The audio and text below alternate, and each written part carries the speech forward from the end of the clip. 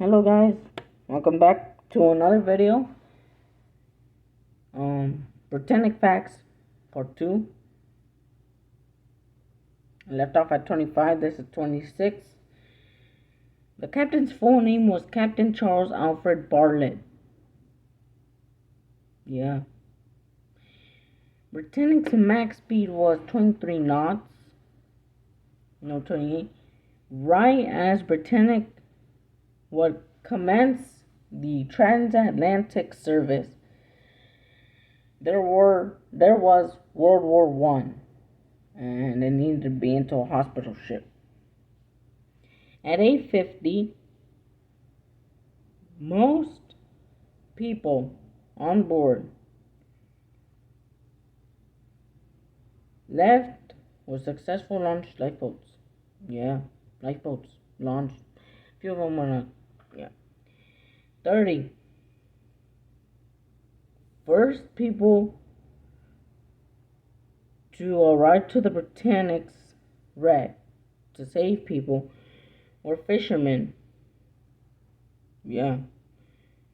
Fishermen came from in their kaikui. The closest I could find is something like this. It's very small. They didn't even take all passengers. Many ships had to arrive. Now the hardest part, Britannic's wreck coordinates are 37 degrees, 42. Alright, hold on. Alright, wrote it down. Might be hard to see. Boom, use light. It's 37 degrees, 42, whatever that thing is. 05 that north, 24 degrees, 17, whatever that means. 02, whatever that means as well. East. I think that's east. I don't know. That's the coordinates of the Britannic wreck, and I just used a piece of paper for that. Britannic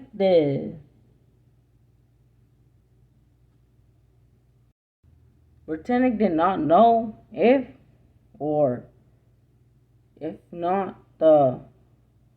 rescue was coming, if not, because, all right, this is the beautiful Britannic. I like the Britannic.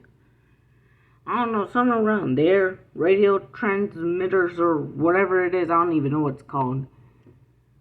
When the mine hit, a lot of things happened. I don't know which pole it is. I'm pretty sure it's that one right there, the small one. It broke off. They could send messages, but they cannot get messages. So they didn't even know if help was coming or not. So they just kept trying and hoping that help was coming soon. So yeah, that thing broke.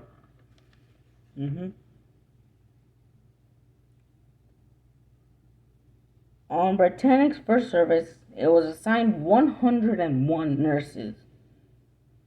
Britannic's yard number was 433. Germany handed over ships for the loss of Britannic because German U-boats set the mine.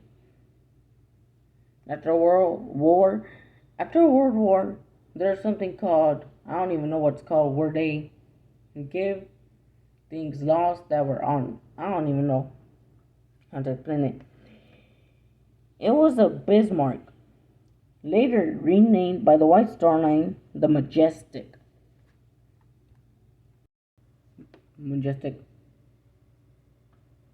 Yeah. That's fascinating.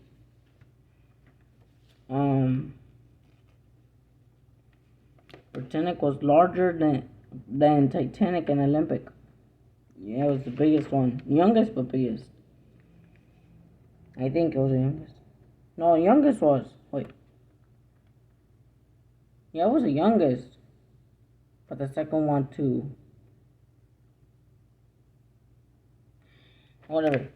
Britannic was larger than the Titanic and Olympic. When the mine hit the Britannic, when it hit the mine, it was shaken by the explosion. Britannic was going 22 knots when she sank.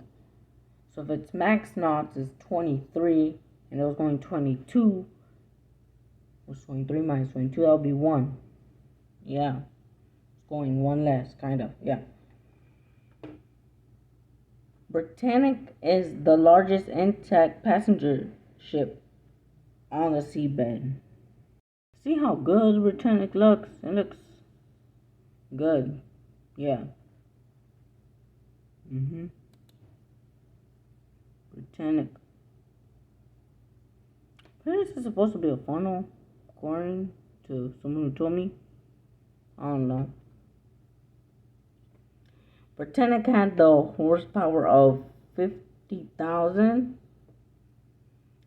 She was built safer due to lessons learned when the Titanic sank.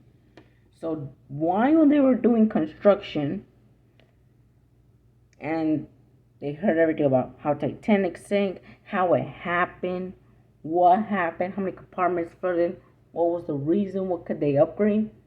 During the construction of the Britannic, they upgraded.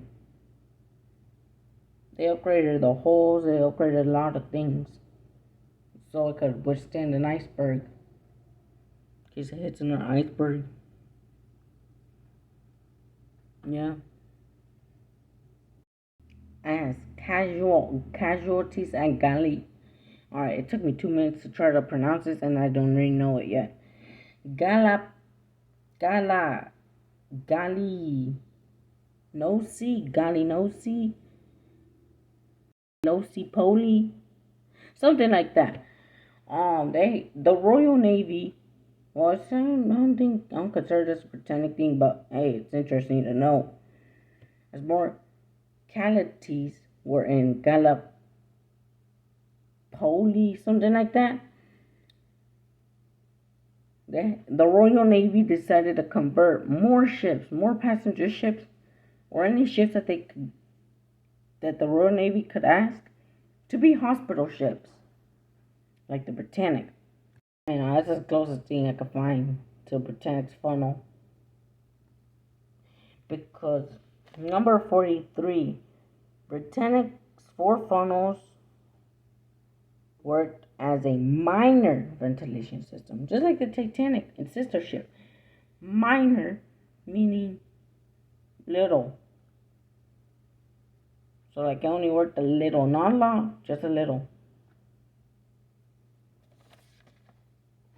And the last one, 44. Britannic had a double shell, so if it hit an iceberg, it could withstand it. What I mean by that is if I could get back to the Britannic. There we go. Okay, hold on. I've been looking a lot. No, I can't find it. But hey, this works out too. You see that part? Yeah. That part. I can't find other ones. So that part, that thing, yeah, the thing, the hole. They put a double shell, so if it had an iceberg, it could withstand it. Technically, double shell. And they learned from Titanic's mistake. They learned a lot of things from Titanic's mistake. A lot of them. So yeah. I only got 44. Next time I'll start with 45. And that's going to be the end of this video.